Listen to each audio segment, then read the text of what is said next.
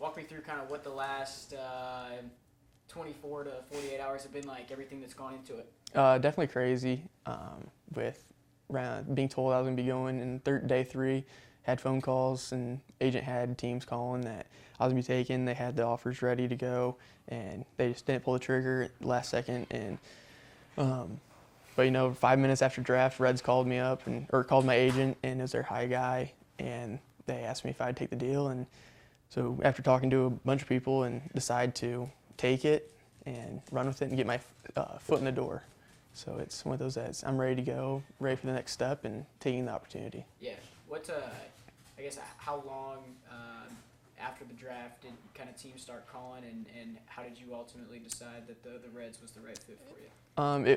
It was 5 minutes right there. I was at Langston Ginger's house, and 5 minutes after I left, my agent called me up and he goes, Reds are asking if you'll take $20,000 as a free agent. They wanted to take you earlier, and they missed out. So I'm like, called my dad right up, and it was kind of iffy at first because you hear free agent year, $20,000 is not much, but there's other things that are into it that,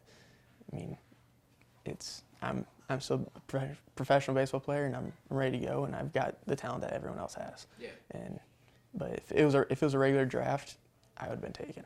Yeah. So it wasn't one of those things where you were basically just the first opportunity that was presented to you, you just jumped on as far as the Reds go. Yeah. Yeah. I guess I'm not sure how much you were able to kind of talk to them throughout the pre-draft process, or how much you've been able to talk to them since you signed, but I guess what do they see in you as a prospect, and what value do they hope you can add to the organization? Biggest thing is I'm a left-handed hitter as a catcher, and that's my biggest thing is through college I've developed the catching abilities to catch with the best of them, and I know I'm one of the best catchers out there, and I have the hitting that can come with it, being able to hit all sides of the field. So that's the thing that I have to offer, and I've got a lot of characteristics of Tucker Barnhart, I've been told, and so it's one of those that I just need to get into player development, get running with them, and kind of take their advice and their guidance through it to get me to the next level. Yeah, you mentioned if it's probably a normal 40-round draft, you probably hear your name called, but is it one of those things that you try to use as fuel or motivation moving forward, or do you just look at it as at the end of the day, I'm a professional baseball player now, I'm the same as everybody else, and I just got to go prove it? No, I say it's a chip on the shoulder, and I'm out there to take someone else's job, and it's one of those that's at the end of the day, it doesn't matter where you're drafted, and whether it's nice to hear your name called, and I wish I had. By the end of the day, we're all professional baseball players at the same level, and we just have to go out there and do our own thing and earn the job. And so that's what I'm gonna go into, trying to take everyone's job and kind of have fun with it and enjoy the process. Yeah. How much do you feel like you kind of have to prove as far as, I'm sure your college career probably didn't go exactly how you planned it would or pictured it would, but now that you're at this level and you have an opportunity to prove yourself against the best players in the world, how motivated are you to prove that you belong at that level and you can play at that level? No, like I said, I'm highly motivated. It's one of those that I'm ready to get out there, get going, and it's more so of not proving to them what I can do. It's more of proving them and others wrong of why they messed up with not taking me earlier.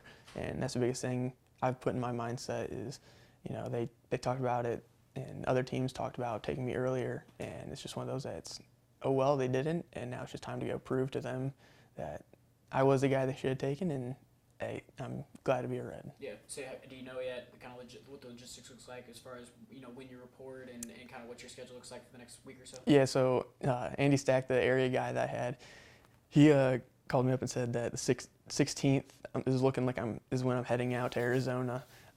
But he was gonna call me and finalize everything on when and where and send everything up to the higher up guys. But their personal